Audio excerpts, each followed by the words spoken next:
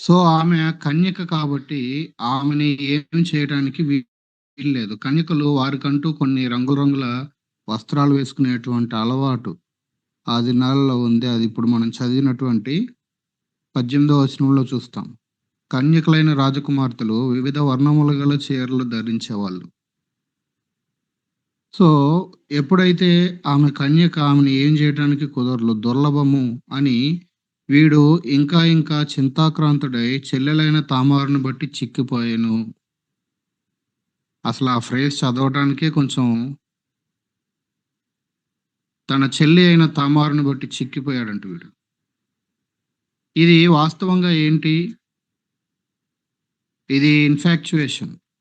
Lust ఇది. శారీరకమైనటువంటి ఒక్క నిమిషం.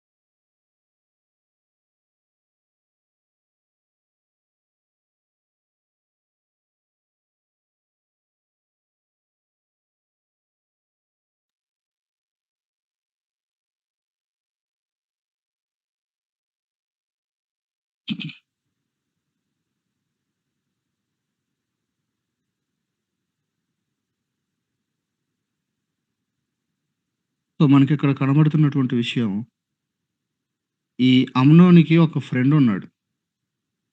ఈ ఫ్రెండ్ ఎవడు? షిమ్యా కుమారుడు. అతని పేరు యెహోనాదాబు. యెహోనాదాబు అనేటువంటి ఫ్రెండ్ ఉన్నాడు. ఈ షిమ్యా కొడుకంట. ఈ షిమ్యా ఎవడింతకి? షిమ్యా ఎవడు చెప్పండి ఎవరికన్నా తెలుసా?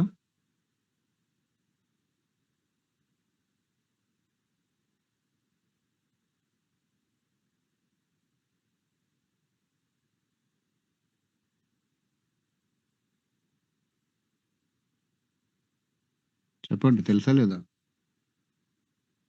సరే 32వ వచనంలో ఉంది చూడండి. దావీదు సహోదరుడైన షిమ్యాకు పుట్టిన యెహోనాదాబు. సో, ఈ షిమ్యా ఎవరు అనంటే దావీదు ఆ ఇంట్లో దావీదే ఆఖరోడు కాబట్టి దావీదు వాళ్ళ అన్న షిమ్యా. షిమ్యా కొడుకు. బహుశా దావీదు యొక్క అన్నల్లో మరి వీడు ఒక కొడుకు. దావీదుకి అమ్నోనేమో పెద్దవాడు కాబట్టి వాడు లాస్టోడు, వీడు ఫస్టోడు అవ్వటం వల్ల బహుశా వీళ్ళిద్దరు వయసులో కొంత సిమిలర్‌గా ఉండేసరికి వీళ్ళిద్దరూ ఫ్రెండ్స్ అయ్యారు త్వరగా. ఈ యెహోనాదాబు గురించి బైబిల్ ఇస్తున్నటువంటి ఒక సాక్ష్యం చూడండి. 3వ వచనంలో, ఈ యెహోనాదాబు బహు కపటము గలవాడు. ఉత్త కపటం గూడా గాదు. Very Crafty man. బహు కపటము కలిగినటువంటి వాడు. వాడొచ్చి అడుగుతున్నాడు, "నువ్వు రాజకుమారుడివి. నువ్వు నానాటికి చిక్కిపోవటానికి హేతువేంటి? కారణమేంటి నాకు జెప్పు." అంటే వీడు విషయాన్నంతా తన ముందు చెప్తే, వాస్తవంగా అయితే ఏం జేయాలి? "ఒరేయ్! నువ్వు చేసేది తప్పు. అట్లా జేయగూడదు. అది మంచిది కాదు" అని ఏదో జెప్పాలి. దానికి బదులుగా వ్యత్యాసంగా ఒక దిక్కుమాలిన ఆలోచన ఇచ్చాడు వీడు. వీళ్ళ పేర్లు గనక మనం చూస్తే, తామార్ అన్నప్పుడు పామ్ ట్రీ. సిగ్నిఫైయింగ్ ఫ్రూట్‌ఫుల్‌నెస్, ఫలించటం గురించి జ్ఞాపకం చేయబడతా ఉంది. అబ్షాలోమ్ అంటే హిస్ ఫాదర్స్ పీస్, తన తండ్రి యొక్క సమాధానం. వాడి జీవితంలో వాడు లేకుండా చేసిందే అది. అమ్నోను అంటే అమ్నోన్ మీన్స్ ఫెయిత్‌ఫుల్,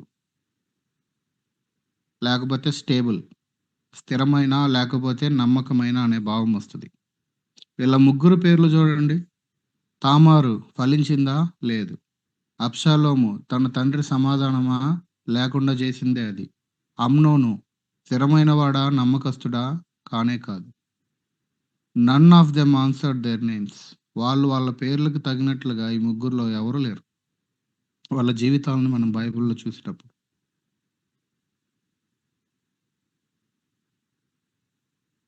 సో, వీడిచ్చినటువంటి సలహా ఏంటంటే, నువ్వు రోగి ఏదో జబ్బొచ్చినట్టు నాటకం ఎయి.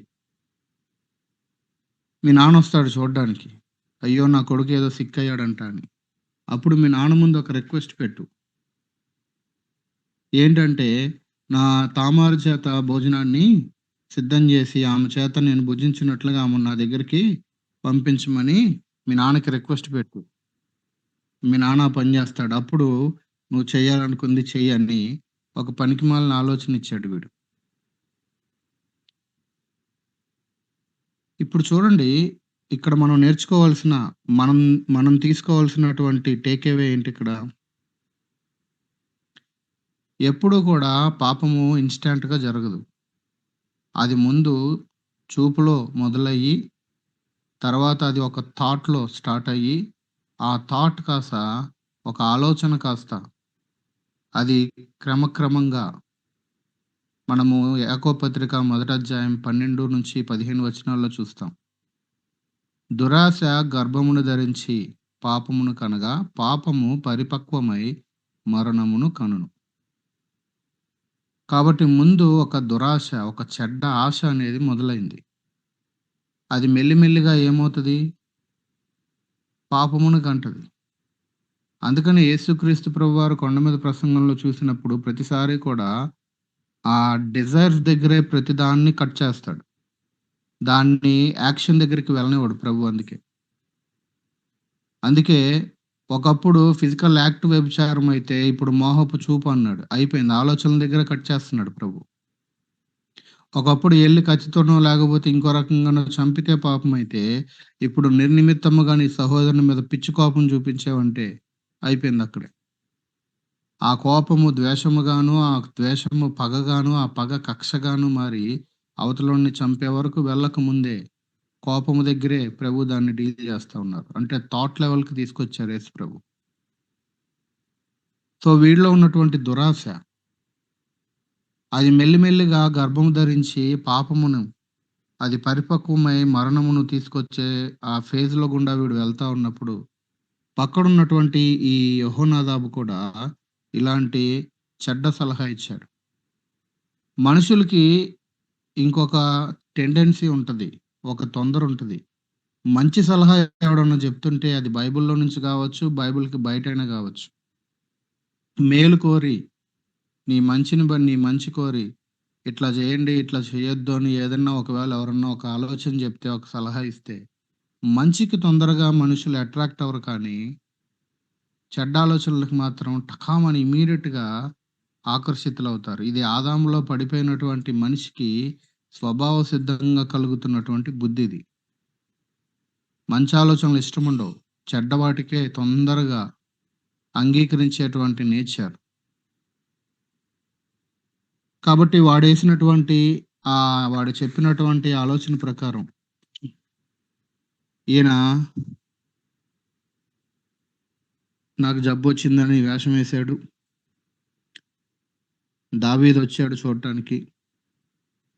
అప్పుడు అమ్నోను 6వ వచనం చూస్తే, తామారు చేతి వంటకము నేను భుజించినట్లు ఆమె వచ్చి నేను చూచుచుండగా 2 అప్పాలు చేయాలంటాడు. ఇది ఎలాగున్నాయంటే పిల్ల చేష్టల్లాగున్నాయి. ఎక్కడ చేస్తే నీకేంటి? మళ్ళీ నా కళ్ళ ముందే చేయాలంటాడు. కళ్ళ ముందే చేయాలంట. అంటే అక్కడ తిండి కాదు మ్యాటరు. కళ్ళ ముందుంటే కళ్ళ ముందు చూస్తా ఉండొచ్చు ఆమెని చూపుల్లో వీడింకా ఆ పైశాచిక ఆనందాన్ని పొందొచ్చు అనేది వాడి యొక్క ఇంటెన్షన్ అక్కడ. సరే దావీదు ఆజ్ఞ ఇచ్చాడు 7వ వచనంలో. వెళ్లి భోజనం సిద్ధం చేయమని. తామారు ఆమె ఇంట్లో ఉంది. ఒక విషయం మర్చిపోకూడదు. 3వ అధ్యాయం మొదటి 5 వచనాల్లో చూస్తే వీళ్ళ యొక్క పేరెంట్స్ తండ్రి దావీదే గాని తల్లులు వేరు వేరు. ఆ తల్లులు ఎవరండి అని గనుక మనం చూస్తే వీళ్ళందరూ కూడా రాణులు. వీళ్ళందరూ సాదాసీదా వాళ్ళు కాదు.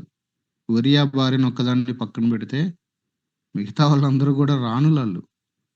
వీళ్ళందరికీ కోటలు, ప్రత్యేకమైనటువంటి రాజకోటలు, మళ్ళీ వాళ్ళ పిల్లలకి మళ్ళీ కోటలు. సో, తామారు ఇంటికి వర్తమానం పంపాడు. ఆమెకొక స్పెషల్ హౌస్ ఉంది. ఆమె ఇంటికి పంపించాడు వర్తమానం. కాబట్టి తామారొచ్చింది, పిండి కలిపింది, అప్పములు చేసి, కాల్చి, వడ్డింపగా వద్దంటున్నాడు. నీ కోరికేంటి తినాలని. కానీ బయటికి చెప్తుందది, లోపలేమో ఉన్నది ఇంకొకటి. ఇక్కడ మనం తీసుకోవాల్సినటువంటి మరొక ఏరియా ఏంటంటే వేషధారణ. బయటొకటి, లోపలొకటి. బయటొకటి, లోపలొకటి. లోపలున్నదేమో ఆమెని శారీరకంగా పొందాలి అని. బయటికేమో నాన్నకేమో జబ్బంటున్నాడు. ఈమెకేమో అప్పాలు చేసి పెట్టంటాడు. వేషధారణ. ఈ రోజుల్లో కూడా లోపల ఉన్నటువంటి ఆ యొక్క కోరికల్ని తీర్చుకోవటానికి అది ఈ రకమైనదైనా, ఇంకొక వేరే ఏ రకమైనదైనా డిజైర్స్‌ని తీర్చుకోవటానికి దానికి దేవుని పేరుని అడ్డం పెట్టుకునేటువంటి దినాల్లో మనం ఉన్నాం. మామూలుగా చెప్తే ఇనరు కాబట్టి ఇది దేవుని చిత్తం కాదు అని దేవుని పేరు తీసుకొస్తారు. లేకపోతే దేవుడు నన్ను ఇట్లా చేయమన్నాడు అని మధ్యలోకి దేవుడిని తీసుకొస్తారు. అప్పుడు అవతలోళ్ళ నోర్లు మూయించొచ్చు. ఈ రకమైన వైఖరి. మొన్న ఫ్రైడే ఒకళ్ళు ఫోన్ చేశారు. వాళ్ళు ఆహ్, ఒక మ్యారేజ్ ప్రపోజల్ ఆల్మోస్ట్ ఫిక్స్ అయిపోయింది. ఇక ఎప్పుడు డేట్ పెట్టుకుందాం, లేకపోతే వెడ్డింగ్ కార్డులు ఎప్పుడు ప్రింట్ చేసుకుందాం మాటలన్నీ అయిపోయినాయి. అయితే ఆయన ఒక ఆర్గనైజేషన్‌లో పనిచేస్తాడు ఆ తమ్ముడు. ఏదో కొంచెం పొజిషన్‌లోకొచ్చాడు. ఆ కంపెనీకి అదొక మిషన్ ఆర్గనైజేషను. ఆ కంపెనీలో తన మీద ఉన్నటువంటి ఇన్‌చార్జ్ ఎవరైతే పెద్దాళ్ళుంటారో ఆళ్ళన్నారంట, "నువ్వసలు నాకు చెప్పకుండా ఇవన్నీ ప్లాన్ చేశావు" అని చెప్పి అన్నాడంట. ఆ పెద్దాయన నో అన్నాడని ఇప్పుడు వీడు నో అంటున్నాడు. ఆ చర్చ్ పాస్టర్ గారు, అది బయట సంఘము. ఆయన ఫోన్ చేసి నాకున్న రిలేషన్‌ని బట్టి, "తమ్ముడు ఇట్లా అయింది. ఆ చెల్లి నీకు తెలుసు కదా! ప్రార్థన చేయండి తమ్ముడు ఇట్లా ఇట్లా అయిందని." ఎవడో ఒకడు చెప్పే మాటను తీసుకొని అవునని, మళ్ళీ ఇంకెవడో చెప్తున్న మాటను తీసుకొని కాదనేటువంటి వ్యక్తి, లేకపోతే దేవుని చిత్తంతో పని లేకుండా మనుషుల యొక్క మాటలను బట్టి నిర్ణయాల్ని మార్చుకునేటువంటి వ్యక్తి, అలాంటోడు లేకపోవటమే మంచిది. ప్రభువు ఆమె కమిట్మెంట్‌ని ఘనపరుస్తారు. వదిలేయండి అన్నా నేను. ఆమేమో నార్తెళ్ళాలి, దేవుని పని జేయాలి.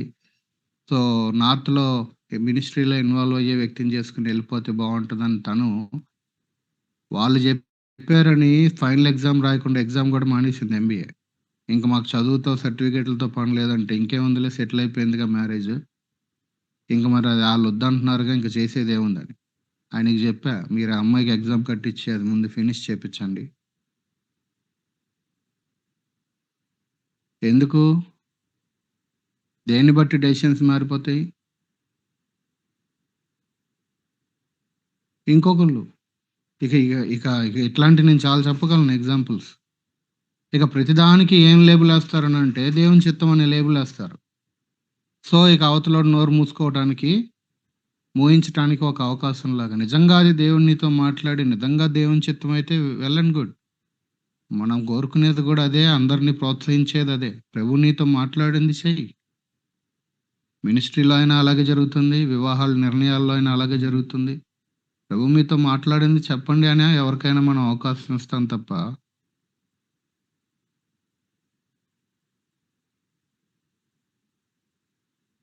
ఇక్కడ మనం నేర్చుకోవాల్సినటువంటి పాఠం ఏంటంటే వేషధారణ. అంటే మన లోపల ఉన్నటువంటి ఆ డిజైర్స్‌ని తీర్చుకోవటానికి, లోపల ఉన్నటువంటి ఆ కోరికల్ని తీర్చుకోవటానికి దేవుని పేరుని, సంఘాన్ని, దేవుని చిత్తం అనేటువంటి లేబుల్‌ని వాడుకుంటే చాలా డేంజర్.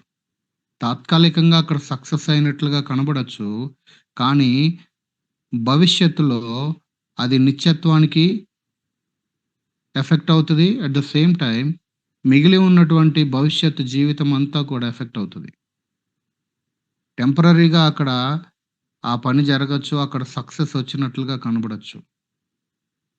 చాలా డేంజర్ అది.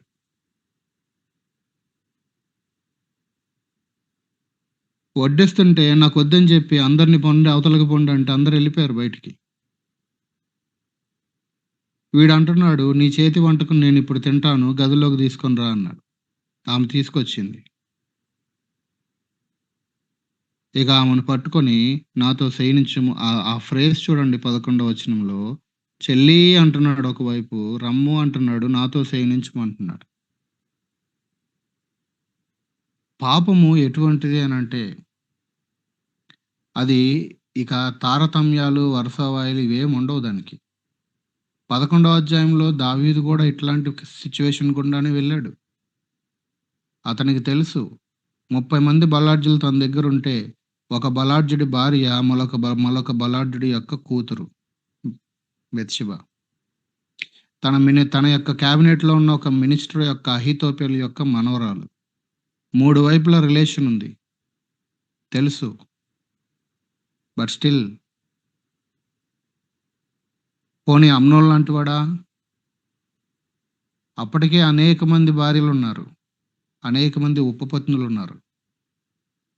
ఈయన కోరికలు తీర్చుకోవడానికి ఈయనేమి కన్య ఏమంటారు పెళ్లి గాని వ్యక్తి ఏమి కాదు దావీదు. పాపమునకున్నటువంటి బలము అది ఎంత భయంకరంగా ఉంటది అనంటే 11వ అధ్యాయము ఒక క్లాసిక్ ఎగ్జాంపుల్ అయితే ఇక్కడ 13వ అధ్యాయము దానిని మించి ఇంకా భయంకరమైంది. చాలా డేంజర్. అయితే ఇక్కడ తామారు యొక్క జీవితంలో మనం చూస్తే ఇలాంటి ఇష్యూస్‌లో అవతల వాళ్ళ యొక్క ప్రమేయం లేకుండా జరిగినటువంటి విషయాల్లో దేవుని వాక్యాన్ని అనేక రకాలుగా ఇంటర్‌ప్రిట్ చేయడానికి ప్రయత్నం చేస్తా ఉంటారు. ఎందుకంటే వాక్యము రకరకాలుగా వ్యక్తులు చదువుతున్నప్పుడు అది రకరకాలుగా అర్థం చేసుకునే ప్రయత్నం జరుగుతా ఉంటది. అసలు ఒకాయన book రాసేసాడు 'the sin of Bathsheba' అని. బెత్షెబాని పిలిపించి బెత్షెబాతో పాపం చేసి బెత్షెబాతో అన్నీ చేసింది దావీదు. దావీదు హృదయానుసారుడు. ఆయన 4 మాటలు అనటానికేమో ఇబ్బంది. ఈమె మీద 4 రాళ్ళేసేయొచ్చు. సాధారణంగా మనిషికుండే టెండెన్సీ కొంచెం మేల్ వైపు అధికంగా మొగ్గు చూపి ఫిమేల్ మీద నేరం మోపటానికి చేసే ప్రయత్నాలు. 'ది సిన్ ఆఫ్ బెత్షెబా' అని ఒకాయన బుక్ రాసేసాడు. ఆ టైటిల్ చూస్తేనే నాకు ఇదనిపించింది. లోపల కంటెంట్ ఏంటో అసలు నేను చూడను కూడా చూడల.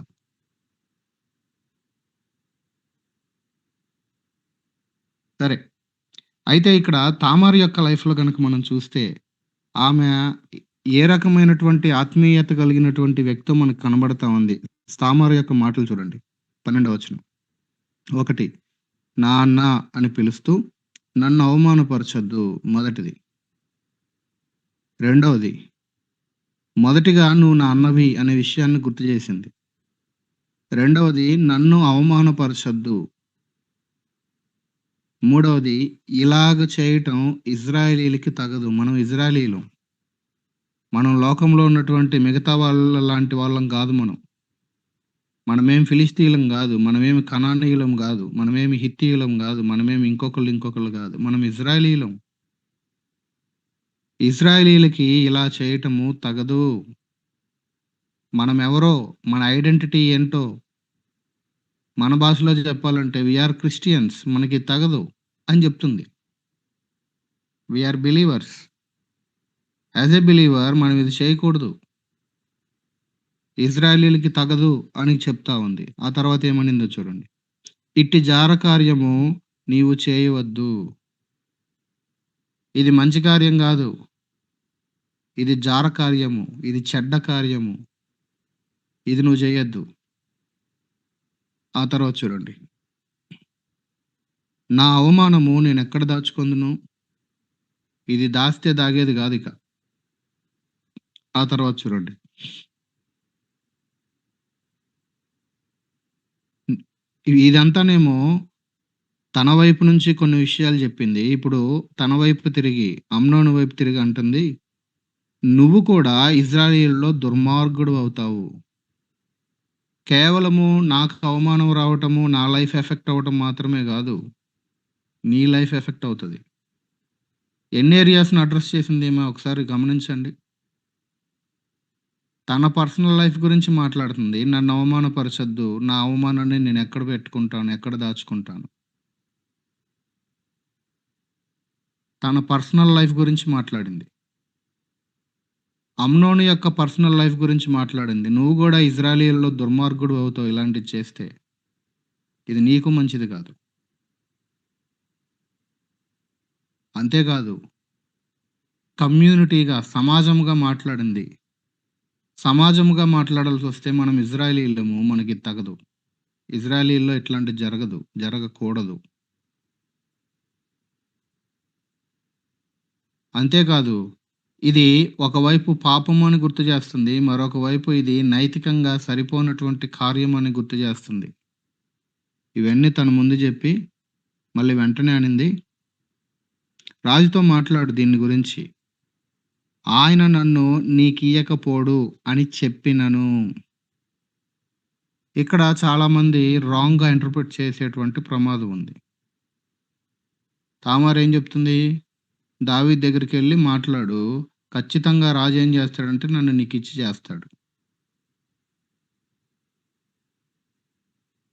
ఇప్పుడు జెప్పండి. ఇది ఎంతవరకు సమంజసం? ఇది ఎంతవరకు కరెక్టు?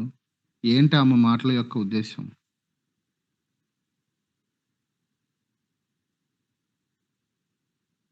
ఎంతవరకు సహేతుకం ఇది?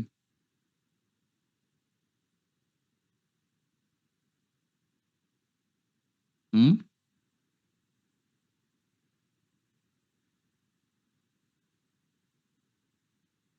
నేననుకుంటాను, ఆ టైంకి అక్కడి నుంచి ఇన్ని చెప్తున్నా సరే వాడు ఆగట్ల. అన్నా అన్నా అవమానపరచొద్దన్నా, ఇశ్రాయేలీయులకి తగదన్నా, ఇది జారకార్యమన్నా, నా అవమానం ఎక్కడ దాచుకుంటానన్నా, నువ్వు దుర్మార్గుడు అవుతానన్నా వీడు ఆగట్ల. మీదకొస్తున్నాడు. కాబట్టి బహుశా ముందు అక్కడి నుంచి నేను ఎలాగైనా సరే బయటపడాలి అనేటువంటి ఇంటెన్షన్‌తో బహుశా పలుకుండొచ్చనేది నా ఆలోచన. అంతే తప్ప ఈయన బోయి అడగంగానే రాజిస్తాడు, నిజంగానే చెల్లినిచ్చి చేస్తాడు. అసల ఆ రకమైనటువంటి పరిస్థితి ఇశ్రాయేలీయులకి ధర్మశాస్త్రంలో లేదు. మనం లేవికాండం 18 బైబిల్ స్టడీ చేసినప్పుడు చూసాం. పెద్ద లిస్ట్ చెప్పాడు. నీ తల్లి మానఛేదనమును తీయకూడదు, నీ సహోదరి మానఛేదనమును తీయకూడదని ఒక పెద్ద లిస్ట్ చెప్పాడు. 18వ అధ్యాయం 11వ వచనం మీరు తర్వాత చదవండి. అసలు దీనికి ఎలౌ లేదు. అయితే అక్కడ ఇమ్మీడియేట్‌గా ఆ యొక్క సిట్యుయేషన్‌ని ఎస్కేప్ అవ్వటానికి బహుశా ఆ మాట వాడిందేమో. నిజంగా ఈయనెళ్లి అడగంగానే ఆయనేదో ఇచ్చేస్తాడని గాదు. కాకపోతే జ్యేష్ఠుడు కాబట్టి వీడడిగిందల్లా దావీదు ఇస్తా ఉండటం అనేటువంటి అభ్యాసం వీడికి ఆల్రెడీ అలవాటుంది. అందుకనే ఆమెను పంపించి అనంగానే దావీదు "నువ్వు వెళ్ళు" అని జెప్పి పంపించాడు. దావీదు బహుశా ఇది ఊహించలేదు.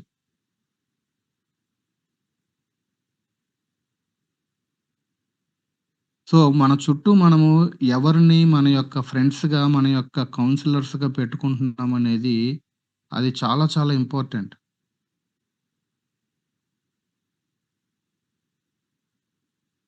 దావీదుకి వ్యతిరేక అయిన తర్వాత అహీతోపెలు అబ్షాలోం వైపు చేరి ఇచ్చినటువంటి ఆలోచనలు చాలా ఘోరం.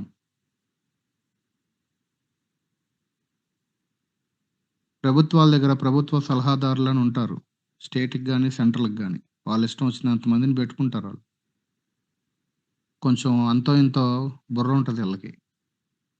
వాళ్ళు సలహాలు జెప్తారు. ఇలా జేయండి, ఇలా జేయండి, ఇది చేస్తే బావుంటది, ఈ పథకం బెడితే బావుంటది. ఏయో సలహాలిస్తారు.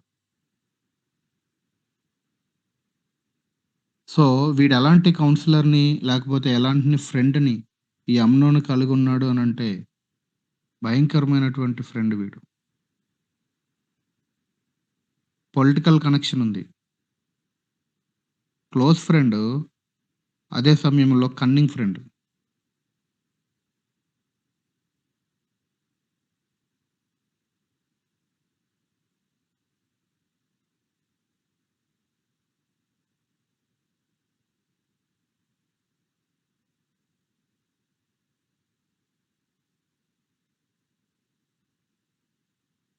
ఇన్ని చెప్పిన తర్వాత కూడా, ఈ రకమైనటువంటి కార్యం అక్కడ జరగటాన్ని మనం చూడొచ్చు. సరే, వాడు పాపం చేశాడు. అవమానపరిచాడు ఆమెని. చేసిన తర్వాత వీడు అప్పటి వరకు ఆమెని ఎంత ప్రేమించాడో 15 వచనంలో రాయబడింది. ప్రేమించినంత కంటే అతడు మరి ఎక్కువగా ఆమెను ద్వేషించటం మొదలుపెట్టాడు. ప్రేమించినంత కంటే అనే మాట అక్కడ రాయబడినప్పటికీ వీడికసలు ఉన్నది ప్రేమ అనేది ప్రశ్న. ప్రేమ లేదు, పాడు లేదు. దాన్ని లస్ట్ అంటారు. అయిపోయింది. వాడు కావాలనుకున్నది ఏదో జరిగిపోయింది. ఇప్పుడు ద్వేషమొచ్చేసింది. విపరీతమైన ద్వేషమొచ్చేసింది.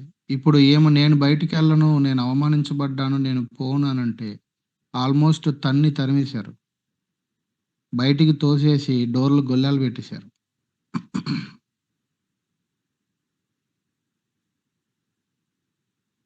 ఈ రోజుల్లో కూడా అదే జరుగుతా ఉంది. అనేక మంది ఈ లవ్ అనేటువంటి మాటని వాడుతున్నారు కానీ వాస్తవంగా అది లవ్ కాదు. ఇన్‌ఫాక్చుయేషన్ లేకపోతే లస్ట్.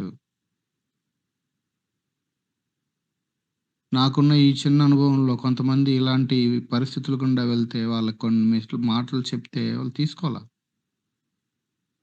లవ్ మ్యారేజ్ అని చేసుకున్నారు.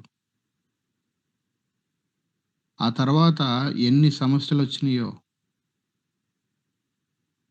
ఒక ఫ్యామిలీ గురించయితే 3 సార్లు పోలీస్ స్టేషన్‌కెళ్ళా నేను. వాళ్ళు తన్నుకొని స్టేషన్‌కి పోవటం, నేను స్టేషన్‌కెళ్ళటం. బయటున్నంత సేపు ఒకళ్ళకొకళ్ళు హీరో, హీరోయిన్‌లే. ఇద్దరు కలిసి ఒక గదిలోకొచ్చాక నిజ స్వరూపాలు బయటకొస్తాయి. అప్పుడంటారు, నువ్విలా లేవు. అప్పుడు నేనిట్లా అనుకోలేదు" అని ఇక అరుచుకోవటం, కొట్టుకోవటం అన్నీ అప్పుడు మొదలవుతాయి.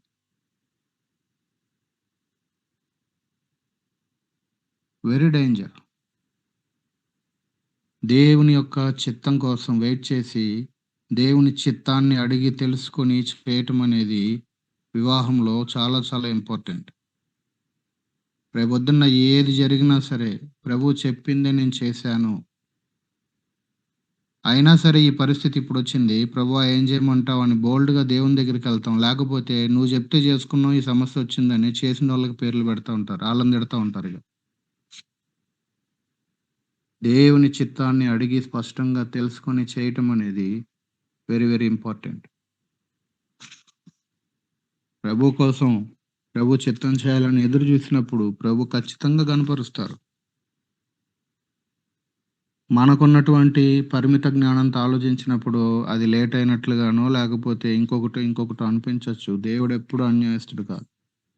నన్ను గనపరచు వారిని నేను గనపరుస్తాను. ఆయన చిత్తం చెయ్యాలి, ఆ చిత్తం చేసి నేను ఆయన్ని గనపరచాలి అని మనం అనుకుంటున్నప్పుడు, ఆయన గూడా ఆయన్ని గనపరిచే వాళ్ళని ఆయన గనపరుస్తారు. వదిలిపెట్టరు.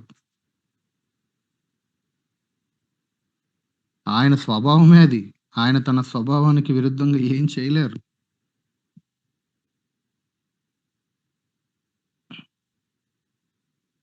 సో, ఆమె ఎన్ని ఏరియాస్‌ని తీసుకొచ్చిందంటే, ఒకటి ఆహ్, ఆహ్, ఏ స్టాండర్డ్స్‌ని తీసుకొచ్చిందంటే, మొట్టమొదటిది స్టాండర్డ్స్ ఆఫ్ రైచియస్‌నెస్. మోరల్‌గా ఇది సరైంది కాదు. నైతికంగా ఇది కరెక్ట్ కాదు అనే విషయాన్ని తీసుకొచ్చింది. ఆ తర్వాత నేషనల్ స్టాండర్డ్స్‌ని తీసుకొచ్చింది. యాస్ ఎ నేషన్ ఇజ్రాయెల్‌గా మనకిది కరెక్ట్ కాదు. ఆ తర్వాత పర్సనల్ స్టాండర్డ్స్ తీసుకొచ్చింది. వ్యక్తిగతంగా నీకు గావచ్చు, నాకు గావచ్చు. పర్సనల్‌గా మన స్టాండర్డ్స్‌కి ఇది కరెక్ట్ కాదు. ఆ తర్వాత జరగబోయేటువంటి ఆ యొక్క విషాదకరమైనటువంటి కాన్సిక్వెన్సెస్, ట్రాజిటిక్ కాన్సిక్వెన్సెస్, విషాదకరమైనటువంటి పరిణామాలు ఏవైతే ఉంటాయో, వాటిల్ని ముందు పెట్టి కూడా మాట్లాడింది.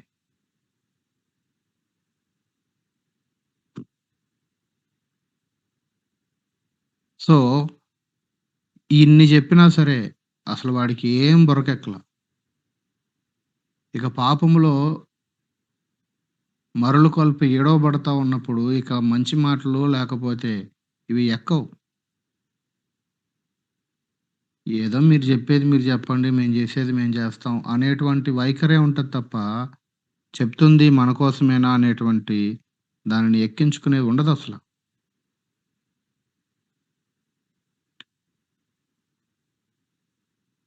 ఇంతగా ద్వేషించి ఆమెని పాడు జేసి అక్కడి నుంచి బయటికి తోసేస్తే, ఆమె ఏడ్చుకుంటూ తల మీద ధూళి పోసుకొని, బుగ్గి పోసుకొని, ఆ చీరను చింపి నెత్తి మీద చేయి పెట్టుకొని ఏడుస్తూ, ఏడుస్తూ వెళ్తా ఉంటే అబ్షాలోము జూసాడు. అంటే ఇక్కడ మనం నేర్చుకోవాల్సింది ఆహ్, గార్డన్ అనేటువంటి భక్తుడు దీని గురించి రాస్తూ అంటాడు. Self gratification is followed by a feeling of revulsion at the act for which it was responsible. వీడికి సెల్ఫ్ గ్రాటిఫికేషన్ అనేది గావాలి. స్వీయ సంతృప్తి అనేది గావాలి. ఇది తీరిపోయిన తర్వాత ఇప్పుడు నెక్స్ట్ ఇమ్మీడియేట్‌గా విరక్తి రావటం అనేది చూస్తే, ఇది చాలా విచిత్రమైనటువంటి విషయం. విచిత్రంగా అనిపిస్తుంది. కానీ ఇది ఫ్యాక్ట్. ఏదైతే నీకు కావాలో అది దొరికేసింది. అది దొరికేసిన తర్వాత విరక్తొచ్చేసింది. అక్కడ ఏమర్థమవుతుంది? అది దొరికే వరకే. నాకా పండు తీసుకొని తింటే బాగుండు, తింటే బాగుండు అనుకుంటుంది. తీసుకొని తినేసింది అవ్వమ్మ. ఆమె తృప్తి చెందింది. లేకపోతే ఆ యొక్క సెల్ఫ్ ఏదైతే కోరుకుందో దాని ప్రకారం అడుగులేసింది, కోసుకొని తినేసింది. ఇప్పుడు నెక్స్ట్ విరక్తొచ్చేసింది. అపరాధ భావం వచ్చింది. కాన్సిక్వెన్సెస్ మొదలైపోయినాయి. సో, ఎప్పుడూ కూడా పాపము సింగిల్‌గా ఉండదు. గుర్తుపెట్టుకోవాలి మనం. అందుకనే కాంపౌండింగ్ సిన్ అని పిలుస్తారు. మిళితమై ఉంటాయి. ఒకదానికి, ఒకదానికి, ఒకదానికి, ఒకదానికి కలిసిపోయి ఉంటాయి.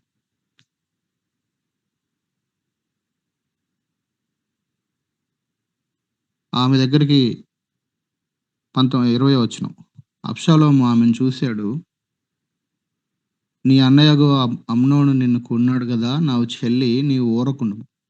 అతడు నీ అన్నయ్య గదా! ఇందును గూర్చి చింతపడవద్దు అని జెప్పాడు. కావున తామారు చెరపబడినదై ఆమె ఇంటికెళ్ళకుండా అబ్షాలోము ఇంటికొచ్చి అబ్షాలోము ఇంట్లో ఉండటం స్టార్ట్ జేసింది.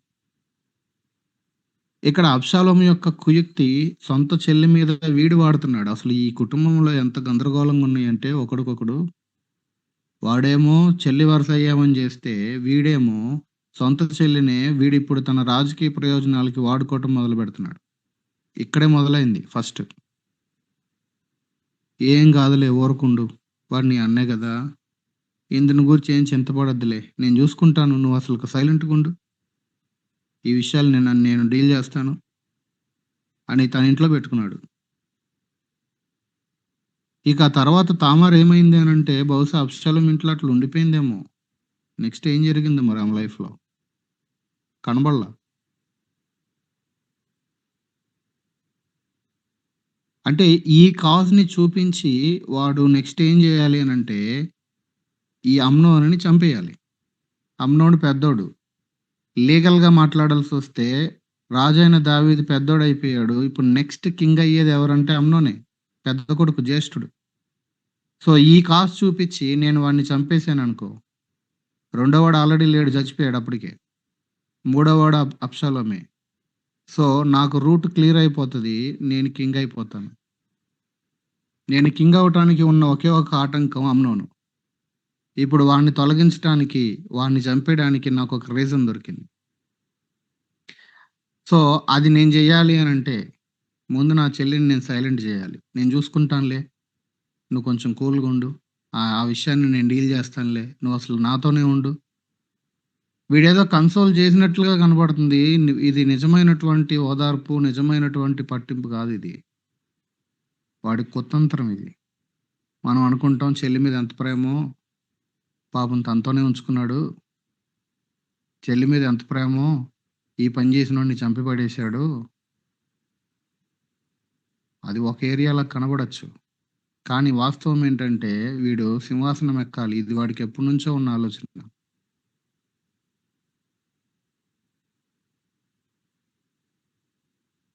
21 వచనం చాలా బాధ అనిపిస్తది ఆ మాట. చూడండి 21 వచనం. ఈ సంగతి రాజైన దావీదుకు వినబడినప్పుడు అతడు బహురౌద్రము తెచ్చుకొనెను. బహురౌద్రం తెచ్చుకున్నాడు. ఇంతకీ ఆ రౌద్రం ఏం చేసింది? రౌద్రము తెచ్చుకొని ఏం చేసింది? ఏం చేయలా. కోపమొచ్చింది అది వినగానే. చాలా కోపమొచ్చింది. 12వ అధ్యాయంలో ఇదిగో ఒకడున్నాడు, ఒక గొర్రెపిల్లని ఉన్నదొకటే ఆ ఒక్కదాన్ని కోసుకొని చంపుకొని తినేసాడు అనంగానే ఎంత కోపమొచ్చిందో దావీదుకి. వాడెవడసలు వాడిని చంపేయాలి, ఒకదానికి మళ్ళీ ఇన్నింతలు ఎనక్కివ్వాలి అని తీర్పు చెప్పిన దావీదు, ఇప్పుడు గూడా అట్లాంటి కోపమే, విపరీతమైన కోపమొచ్చింది. కానీ దావీదు ఏమి చేయకుండా వదిలేయటం అనేది చాలా చాలా బాధపడాల్సినటువంటి విషయం.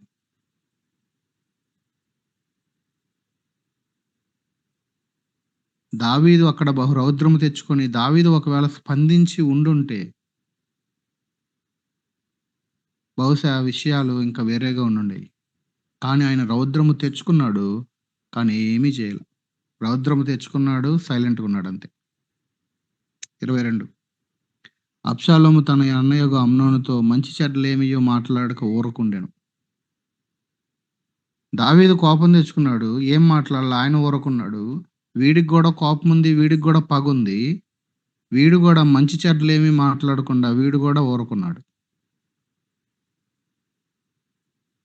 ఇద్దరు ఎవరి కాళ్ళు.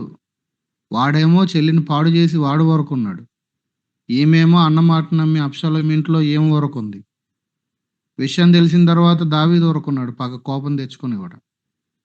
వీడిలా చేశాడని పగబెట్టుకొని గూడా వీడు గూడా ఊరకున్నాడు అబ్షాలోము కూడా. 23వ వచనాన్ని చూస్తే 2 ఏళ్ల తర్వాత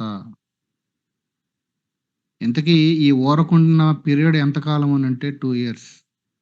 ఈ ఇన్సిడెంట్ జరిగిన 2 ఇయర్స్ అందరూ కూడా ఎవరికి ఏం జరగనట్లుగా, ఏది అవ్వనట్లుగా అందరూ సైలెంట్‌గా ఊరుకున్నారు.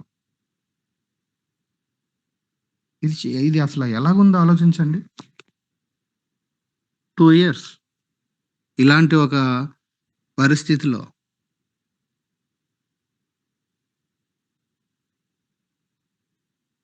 సో, ఇక్కడ మనం తీసుకోవాల్సినటువంటి టేక్ అవే ఏంటి? సరే అక్కడ జరిగిన ఈ విషయాలు. మనం నేర్చుకోవాల్సినయి ఏంటి?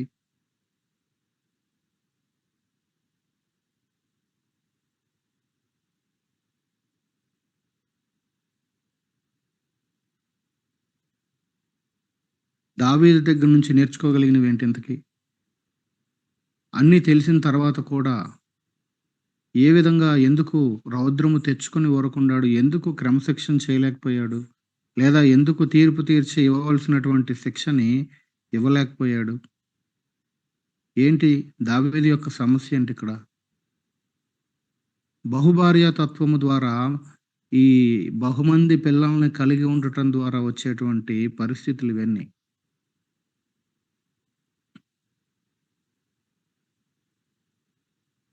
బహుశా మీరు మేబీ 1 ఆర్ 2 ఎవరినన్నా మీరు ఒకవేళ గమనించుండొచ్చు. కొంతమందుంటారు. ఒకరికన్నా ఎక్కువ భార్యలను కలిగిన ఫ్యామిలీస్.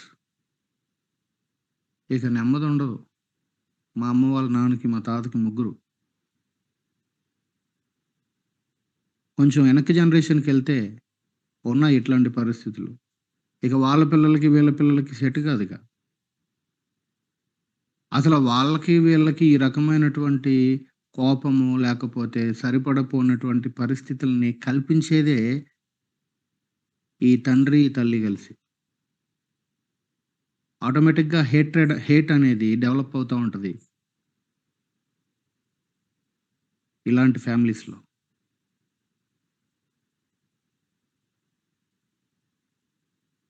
చాలా చాలా బాధనిపిచ్చేదేంటంటే, ఇలాంటి పరిస్థితి తర్వాత దావీదు స్పందించకపోవటం అనేది నాకు పర్టిక్యులర్‌గా ఏమైంది దావీదుకి?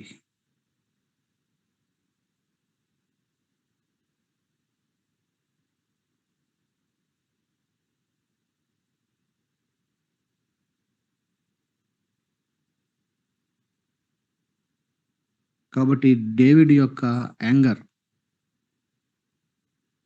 దేనికి ఉపయోగపడలేదు. అట్‌లీస్ట్ పోనీ అమ్నోను కొడుకు గదా!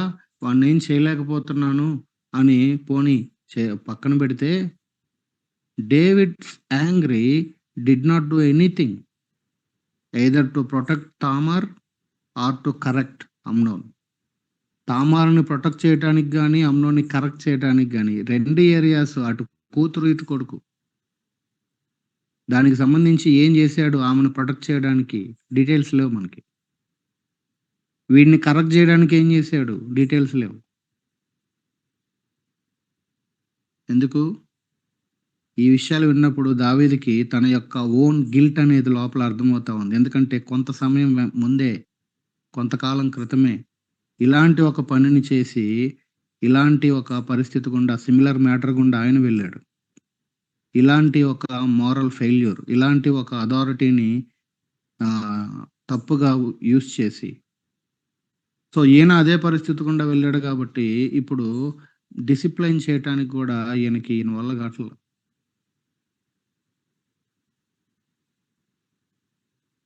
సో ఇది చాలా భయంకరమైంది డేవిడ్ వైపు నుంచి. ఎందుకంటే అథారిటీలో ఉండి, ఒకవైపు పేరెంట్‌గా ఫ్యామిలీ హెడ్ అతనే. ఒకవైపు నేషన్‌గా జూస్తే రాజు అతనే. అన్నీ ఉండి కూడా అథారిటీ ఉండి కూడా స్పందించకపోవటం అనేది ఇది చాలా చాలా డేంజరు. చాలా చాలా నష్టాలను తీసుకొచ్చింది ఈ ఫ్యామిలీలో. అందుకనే మన ఎఫెక్షన్స్, మన లస్ట్ ఈ రెండిటిని గనక జాగ్రత్తగా డీల్ జేయకపోతే, అవి మనలో ఉన్నటువంటి మిగతా వాటన్నిటిని కూడా అవి కాన్కర్ జేసేస్తాయి. ఎన్నుంటే ఉపయోగం ఏంటి? దావీదు యుద్ధ నేర్పరి. అయితే ఏంటి? మంచి పాటగాడు. అయితే ఏంటి? సింగరు. So what? మంచి మ్యూజిషియన్. So what? ఇలాగ ఆయన గురించి మనం చాలా జెప్పొచ్చు. So what? ఆయన ఆ యొక్క ఆ యొక్క ఎఫెక్షన్ ఏదైతే ఉందో, తర్వాత లస్ట్ ఏదైతే ఉందో, దాన్ని ఓవర్‌కమ్ చేయలేనప్పుడు, ఆ పాపము అనేది ఏం జేస్తదంటే, ఉన్నటువంటి కేపబిలిటీస్ అన్నిటిని, ఉన్నటువంటి వాటన్నిటిని కూడా అవి కాన్కర్ జేసేస్తాయి. అందుకే యోహాను 8లో చదువుతాం. పాపం చేయు ప్రతివాడు పాపమునకు దాసుడు. అది మన మీద పెత్తనం జేస్తా ఉంటే, మనకి ఎన్ని ఎబిలిటీస్ ఉన్నా సరే, ఎందుకు పనికి రాకుండా పోతాయి అవన్నీ. నేను చాలా ఇష్టపడి, చాలా ప్రేమించి ఆయన సెర్మన్స్ విన్నాను. ఆయన బుక్స్ నా దగ్గర చాలాగున్నాయి. రీసెంట్‌గా ఒక 2, 3 మంత్స్ అవుతుంది. ఇలాంటి ఒక మోరల్ ఫెయిల్యూర్ జరిగి, ఇప్పుడు ఆయనకి సంబంధించిన యాప్ లేదు. ఆయనకి సంబంధించిన కంటెంట్ లేదు. మొత్తం తీసేశారు ఆన్‌లైన్ నుంచి. Very good preacher. Very good expositor. Very good commentator. So what?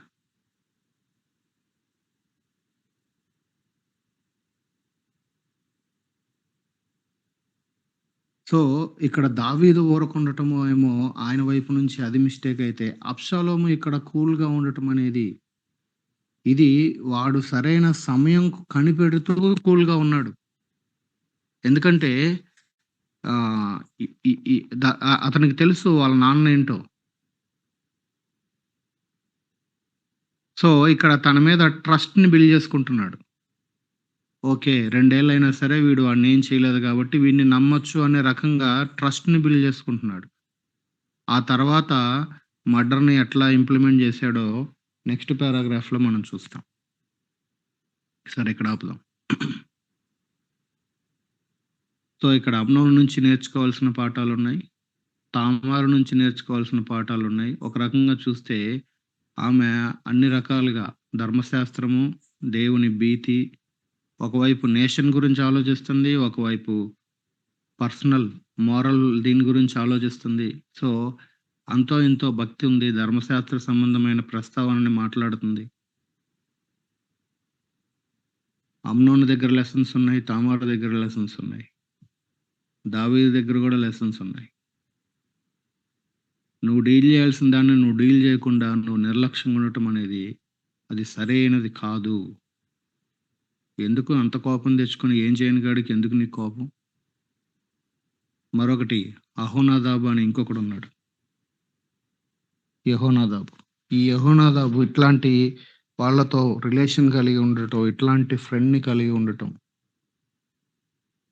This is also very very danger. ప్రార్థన చేసుకుందాం.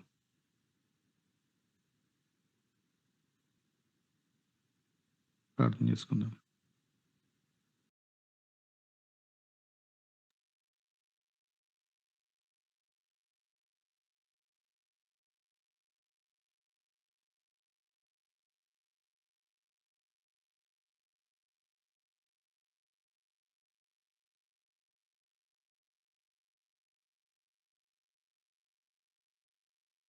ఎండ్ ఆఫ్ 1 మినిట్ అందరూ ప్రార్థన చేయండి.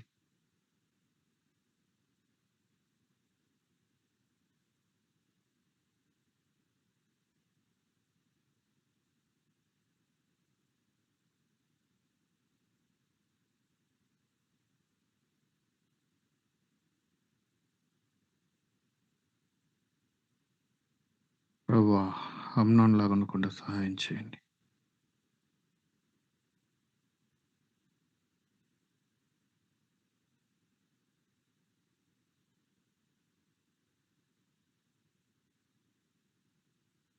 దేవుని వాక్యపు వెలుగులో ప్రార్థన చేసుకుందాం.